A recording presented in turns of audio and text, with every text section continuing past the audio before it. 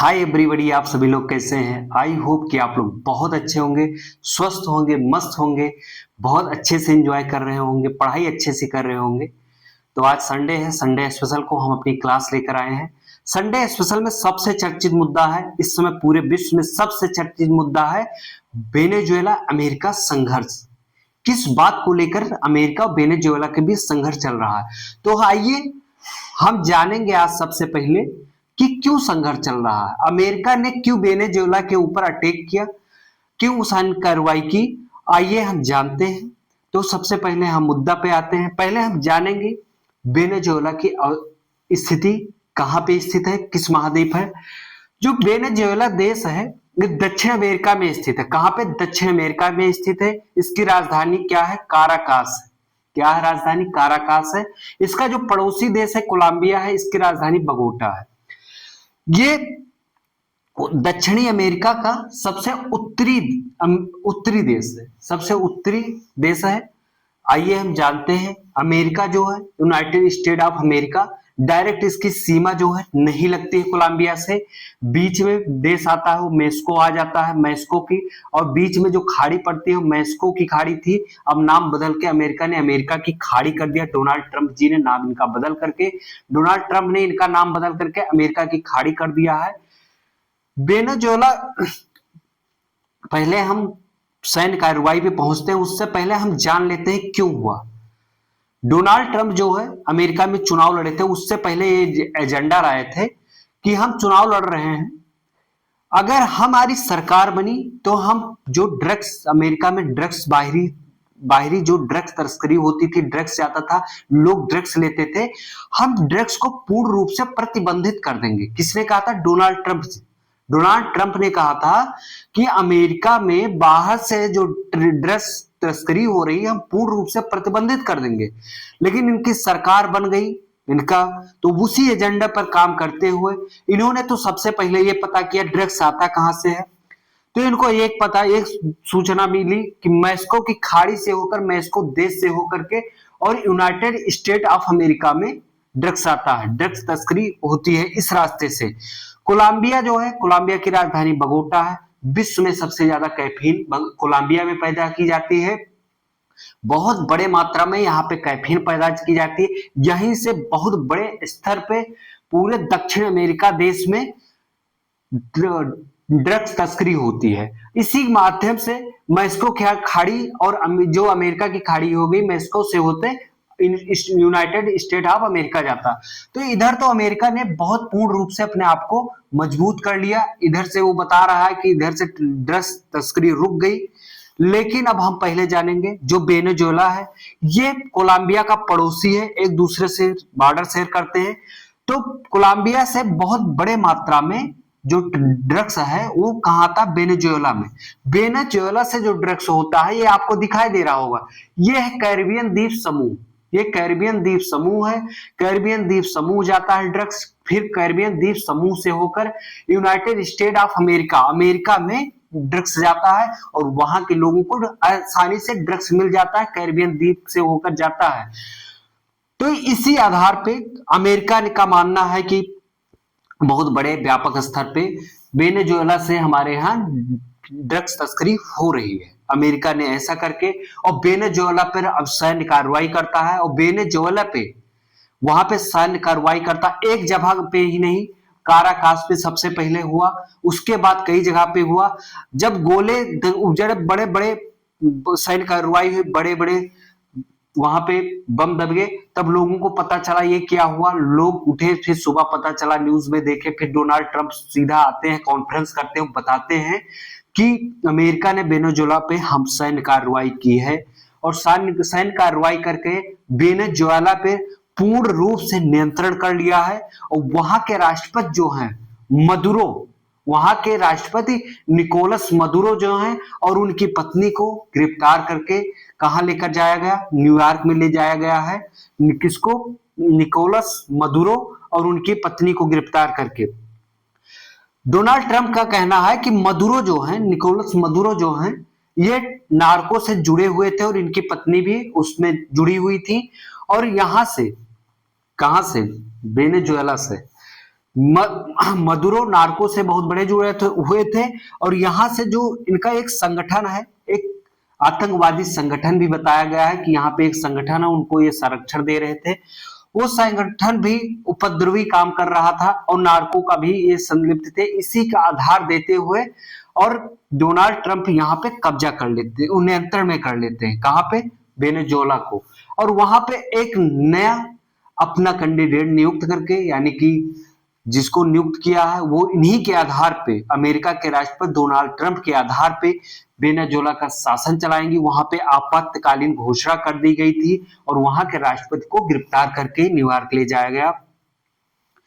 तो अमेरिका तो सबसे पहले सैन्य कार्रवाई करने के लिए सबसे बड़ा बता दिया कि ड्रग्स तस्करी है, और इसी के माध्यम से होकर के जो दक्षिण अमेरिका महाद्वीप के लोग हैं, वहां के लोग पलायन करके कैरिबियन द्वीप समूह से होकर के अमेरिका में जाके चोरी छुपे बस रहे हैं। कहां से? वेनेजुएला के माध्यम से, वेनेजुएला देश से होकर के कैरिबियन द्वीप समूह के माध्यम से वहां पे जा रहे हैं। कुछ उनका कहना है कि वो आतंकवादी ग्रुप के हैं या आतंकवादी संगठन के। और डोनाल्ड ट्रंप जब से राष्ट्रपति बने हैं तब से उनका मानना है कि, मानना नहीं, उनका एक एजेंडा है कि जो दूसरे देश के लोग पलायन करके आते हैं, अमेरिका में बसते हैं, उनको निष्कासित करना है या किसी भी प्रकार से उनको अपने देश में नहीं आने देना। ये कुछ आधार, ये आधार भी सही है, अपने देश में बाहरी लोगों को क्यों आने दिया जाए। ठीक है, मैक्सिको से तमाम लोग जाते ही थे। इस आधार, एक आधार ये भी दिया है। लेकिन सबसे बड़ा मुद्दा जो है, आइए हम जानते हैं इसके पीछे क्या है। तेल रिजर्व भंडार। हम तेल उत्पादन की बात नहीं कर रहे हैं, तेल रिजर्व भंडार आपको पता होगा कि सऊदी अरब के पास। गलत, आप सभी लोग ये गलत याद किए हैं। सबसे पहले ये जानिए, सबसे ज्यादा अगर तेल भंडार है किसी के पास, पेट्रोलियम ऑयल का भंडार किसी पे क्या है, विश्व में सबसे ज्यादा वेनेजुएला के पास है। किसके पास? वेनेजुएला के पास। तो जिसके पास आजकल ये है, चल रहा है कि जिसके पास तेल रिजर्व भंडार सबसे ज्यादा है वो सबसे अमीर देश माना जा रहा है। तो फिर डोनाल्ड ट्रंप यहां पे क्या करते हैं, नियंत्रण करते हैं और तेल रिजर्व भंडार पे भी अपना नियंत्रण स्थापित कर लेते हैं। अब यहां पे थोड़ा सा हम जिक्र करेंगे, जो मदुरो है, निकोलस मदुरो, जिसने भी अमेरिका के विरोधी देश हैं, उन देशों से इनकी बहुत अच्छी दोस्ती थी। रसिया से, रसिया भी इनका बहुत अच्छा दोस्त है। चाइना बहुत अच्छा दोस्त था। क्यूबा इनका बहुत अच्छा दोस्त था। ईरान से भी इनकी बहुत अच्छी दोस्ती थी। ये चारों अमेरिका के विरोधी हैं। अमेरिका की इन चारों देशों से बनती नहीं है। अभी आपने घटनाएं देखा ही होगा ईरान के ऊपर। ईरान जो न्यूक्लियर बम टेस्ट करना, न्यूक्लियर परमाणु टेस्ट करना चाहता था, अमेरिका ने उसको असफल कर दिया है।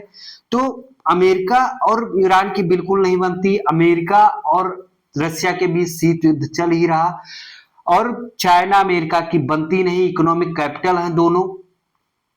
क्यूबा से अमेरिका की बिल्कुल भी नहीं बनती है। तो ये चारों लोग किसके दोस्त थे? वेनेजुएला के। तो अमेरिका की नजरों में बार बार वेनेजुएला खटक रहा था। वो पहले, सबसे बड़ी बात तो यह तेल रिजर्व भंडार था। तो अमेरिका ने डोनाल्ड ट्रंप के आदेश पे वहां के सैनिक सैन्य कार्रवाई करके और वेनेजुएला पे नियंत्रण कर लिए हैं और यहाँ पे अपना एक प्रतिनिधि नियुक्त कर दिए हैं, जो अमेरिका के राष्ट्रपति डोनाल्ड ट्रंप के निर्देशानुसार यहाँ का शासन प्रशासन चलाएगा। ठीक है, अब सबसे पहले थोड़ा सा भारत की स्थिति हम यहाँ पे जिक्र करेंगे। तेल रिजर्व भंडार इनके पास सबसे ज्यादा है। भारत पहले तेल सबसे ज्यादा किससे खरीदता था? ईरान से खरीदता था, रसिया से खरीदता था। और डोनाल्ड ट्रंप जो है, उन्होंने ईरान से तेल खरीदने से पूर्ण रूप से प्रतिबंधित कर दिया। भैया, चाइना जो है वो वेनेजुएला से तेल ही खरीद रहा था, चाइना नहीं डर रहा था। और अब हमारा भारत ईरान से थोड़ा तेल खरीदना कम कर दिया। हम अब रसिया से हमारे देश में तेल खरीदा जा रहा है। तो अमेरिका चाहता है जो तेल खरीद रहा है भारत, वो अमेरिका से खरीदे। ठीक है, इधर उधर ना जाए। भारत का जो बहुत बहुत बड़ी पूंजी जो है वो प्रतिदिन इसमें जाती है, ऑयल खरीदने में जाती है। कौन? पेट्रोलियम ऑयल की बात कर रहे हैं हम, गैस की बात कर रहे हैं, पेट्रोलियम ऑयल की बात कर रहे हैं, एलपीजी गैस और पेट्रोलियम ऑयल की। तो अमेरिका चाहता है कि भारत हमारे यहाँ से खरीदे।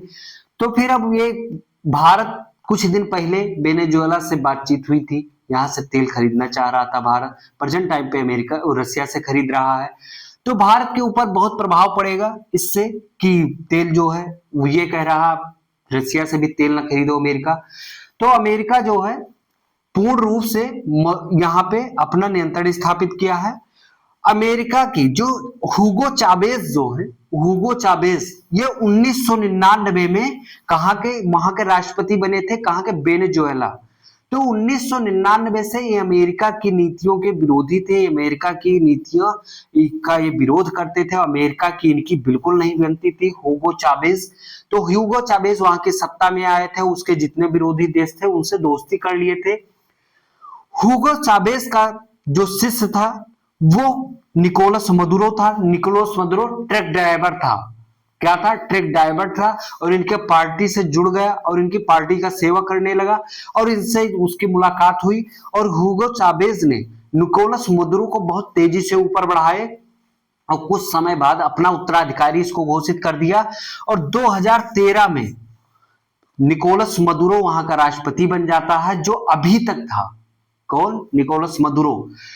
हुगो चावेज जो थे ये कोलंबिया में बहुत भर भर के पैसा आता था, तेल रिजर्व भंडार था, तेल बिक रहा था, वहां बड़ी बड़ी कंपनियां जो थी तेल रिजर्व के लिए अपना लगाई थी, बहुत पैसा आ रहा था। हुगो चावेज जो था वहां पे फ्री में चीजें बांटना शुरू कर दिया। हुगो चावेज की सरकार ने फ्री में लोगों को सब कुछ बांटना शुरू कर दिया, सब कुछ देना शुरू कर दिया। जब भैया आपको फ्री में मिल रहा है तो आपका हाथ पैर नहीं चलाओगे, आपके पास पैसा आ रहा है आप उसकी कदर नहीं करोगे। तो फिर हुगो चावेज चले गए। फिर वहां की जनता चाहती थी जैसे हुगो चावेज हमें फ्री में सब कुछ दे रहे हैं वैसे ही हमें सब कुछ फ्री में मिले। तो निकोलस मदुरो उनके उत्तराधिकारी थे, उनको राष्ट्रपति बनाया गया और निकोलस मदुरो भी उन्हीं की नीतियों का पालन करते हुए वहां पे सब कुछ फ्री में उपलब्ध करवाने की कोशिश की। लेकिन वहां की मुद्रा इतनी कमजोर होती चली गई, इतनी गिरती चली गई कि वेनेजुएला की इतनी हालात खराब हो गई कि बहुत गिरी हुई स्थिति आ गई और वहां की मुद्रा जो है वो डॉलर के मुकाबले बहुत हल्की साबित हो गई। ठीक है, तो वहां की जो जनता थी और वहां की जनता में कई बार विद्रोह भी किया इसको लेकर के, कई बार वहां पे जन आंदोलन भी हुआ है। लेकिन वहां की जनता के उन्होंने फ्री दिया, इसीलिए फ्री में नहीं देना चाहिए सब कुछ। वहां की जो तेल रिफाइंड कंपनियां थी अब उनके पास जो पैसे थे उसकी वैल्यू इतना कम हो गई कि वो जितना पैसा इन्वेस्ट कर जितना पैसा था उतना इन्वेस्ट करके अब तेल ऑयल नहीं निकाल सकते थे। तो अब आइए ये भी जानते हैं जो अमेरिका का तेल, जो अमेरिका के तेल की बड़ी बड़ी रिफाइनरी कंपनियां हैं उनको भी बहुत बड़ा फायदा होगा। वहां की कंपनियां आकर के अब यहाँ अपना यहाँ पे कंपनी लगाएंगी, यहाँ से तेल निष्कासित करेंगी और पूरे विश्व में बड़े व्यापक स्तर पे वेनेजुएला से अमेरिका तेल निर्यात करेगा, जिससे बहुत बड़ी मात्रा में यहाँ के पूंजीपतियों को फायदा होगा। जो अमेरिका के पूंजीपति हैं यहाँ अपनी तेल रिफाइनरी कंपनी लगाएंगे तो वो पैसा कमाएंगे। जब वो पैसा कमाएंगे तो पैसा कहाँ जाएगा? अमेरिका जाएगा। तो अमेरिका की सबसे बड़ी नीति तो तेल रिजर्व को अपने हिरासत में लेना, अपने कंट्रोल में लेना, ये थी नीतियां। तो और उन्होंने जो मुद्दा दिया है सैन्य कार्रवाई करने का, वो ड्रग्स तस्करी और जो लोग पलायन करके वहां पे अमेरिका में जा रहे हैं, उन्होंने ये दोनों बहुत बड़ा मुद्दा दिया है। लेकिन उनकी जो नीति थी आपको समझ में आ गई, क्योंकि यहाँ पे जो तेल रिजर्व भंडार है विश्व में पहले नंबर पे वेनेजुएला है, दूसरे पे सऊदी अरेबिया है, यानी कि सऊदी अरब है। तो तेल रिजर्व पे जब कंट्रोल होगा, जिसका तेल रिजर्व पे कंट्रोल होगा वो पूरे देश पे नियंत्रण हल्का कर सकता है, क्योंकि वो तेल रिजर्व का सप्लाई करेगा भाई यार, तब उससे लोग दोस्ती करेंगे, अच्छे अच्छे लोग उसी से जुड़े रहेंगे।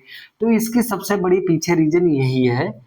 फिर हम इसके बारे में और जैसे जैसे घटनाएं आगे बढ़ेंगी, जो कुछ भी आगे होगा उसकी जानकारी हम और गहराई से लेकर आके हम और अगली क्लास में लाएंगे आपको। जब तक अभी ये जितनी कार्रवाई हुई है, जैसा हुआ है, लोग आप मीडिया पे भरोसा मत करिएगा मेरे भाई, आप हकीकत देखिएगा। मीडिया हमेशा विश्व युद्ध करवाती रहती है, मीडिया पे भरोसा न करिएगा, विश्व युद्ध के बारे में न सोचिएगा। बस आप जो मुद्दा है वो पढ़ लीजिए, वो समझ लीजिए, ठीक है। और हमें किसी का ना सपोर्ट करना है, ना हमें किसी का विरोध करना है।